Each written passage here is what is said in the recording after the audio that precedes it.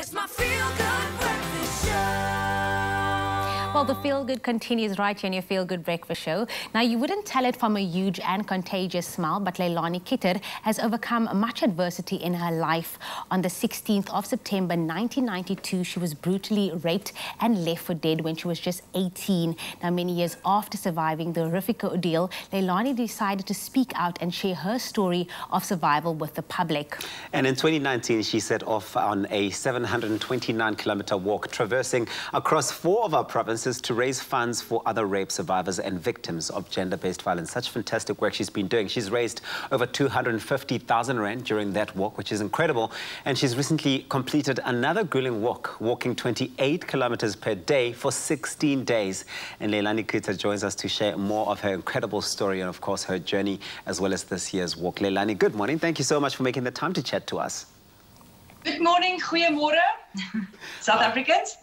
You really are such an icon and really such a superwoman in my eyes. And I think you've inspired so many women through all of your acts and what you've done over the last couple of years. But Leilani, what motivated you to share your story with the public? And how did you come up with the idea to use your pain for something good to come about? Yeah, first I would like to say thank you for this amazing opportunity. So last year, in April, early April, I watched a documentary called 2215. It's about this guy who's walking for charity, and it really moved me so much.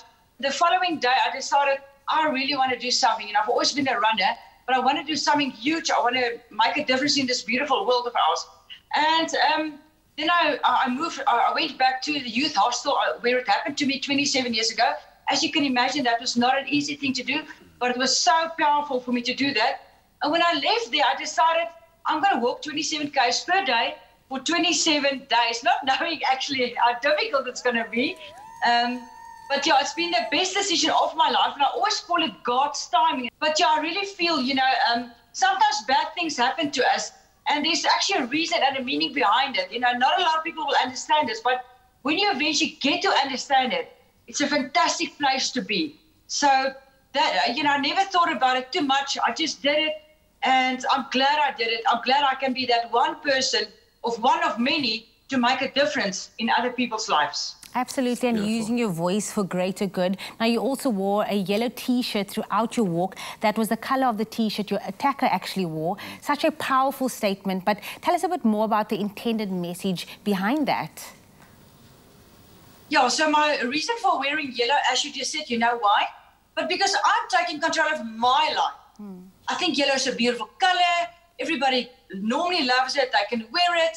It's such a happy sunshine color. I mean, look at this beautiful hashtag Be Sunshine on my T-shirt, because we need to be our own sunshines in our lives. And unfortunately, we're the only people who can create it for ourselves. So if anybody is listening to me today and they find they want to do something small to get over their own trauma, start with a color. You will not believe how powerful it is to wear a color like this now. I mean, I feel in control of my life. Well, that is really, really beautiful, Leilani, because it speaks to the fact that you've now found that you are able to empower yourself through finding all those things that would otherwise be traumatic and transforming that energy into something positive and empowering for yourself. But you also completed 448 kilometers for your walk this year. I don't know how you do it. I don't know how you can do that. How on earth is your body feeling, Leilani? To be honest, my body is quite sore. My left ankle is sore, but I'm not a child anymore. I'm 46 actually.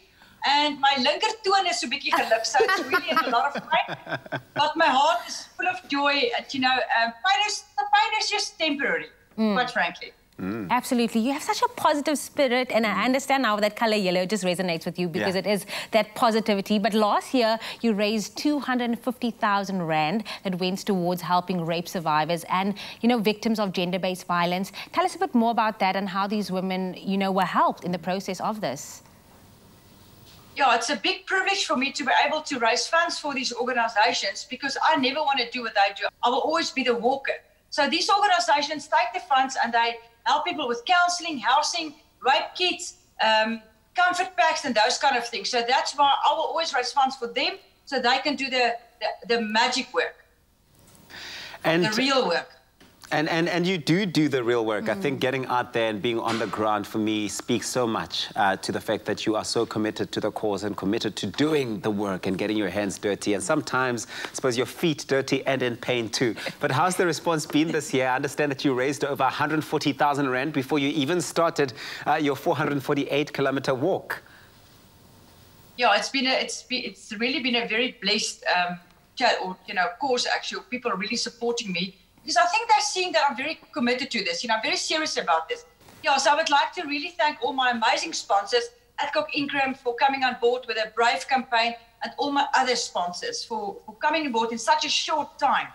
Love that. And our president said it himself, gender-based violence is a second pandemic, but it's been here for so long. What parting words maybe do you have for survivors of rape and gender-based violence? My message is really to tell people,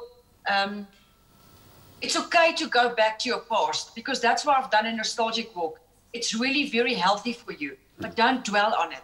And pain, like I said earlier, pain is really just temporary. You can get through this. Thank you so much, Leilani, for sharing with us this morning. This is absolutely beautiful. And yes, to everybody out there, I think it's recognizing that gender-based violence in South Africa or in the world is also, just like COVID-19, a pandemic, and we need to tackle it. Thank you so much for your time. No, it's been a pleasure. Thank you. Oh, man. And of course, thank you for the amazing work that Leilani is doing. And of course, with all the other survivors out there, you really have shown that your pain is not just yours alone. There are others who need your voice, and you do so by sharing yourself and, of course, sharing your voice with the many, many voiceless out there. Well done, Leilani.